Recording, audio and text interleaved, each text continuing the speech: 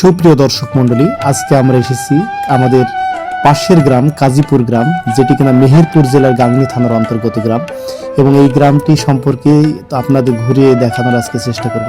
তবে সবচেয়ে মজার বিষয় হচ্ছে যে এই কাজীপুর গ্রামের এই যে বিভেদ সীমা সেটা কুষ্টিয়া এবং মেহেরপুর জেলাকে পৃথক করেছে। এবং সেই সাথে আরেকটি কথা যে আমাদের এই কাজীপুর গ্রামের সবচেয়ে একটি গুরুত্বপূর্ণ বিষয় হচ্ছে এই কাজীপুর ব্রিজ, যেটাকে আমাদের এলাকায় ভাইরাল ব্রিজ হিসেবে বলা হয়।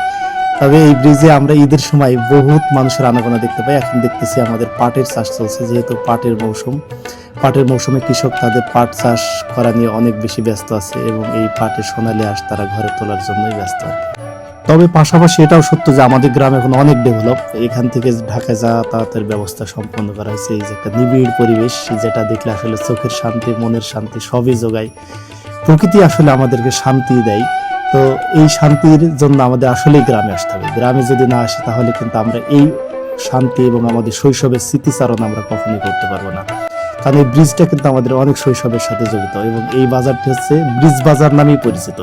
এবং এই বাজারের সবচেয়ে গুরুত্বপূর্ণ বৈশিষ্ট্য হচ্ছে এই যে আপনারা দেখতে পাচ্ছেন সুস্বাদু খাবার, যে খাবারটি আপনারা না খেলে কখনোই বুঝতে পারবেন না।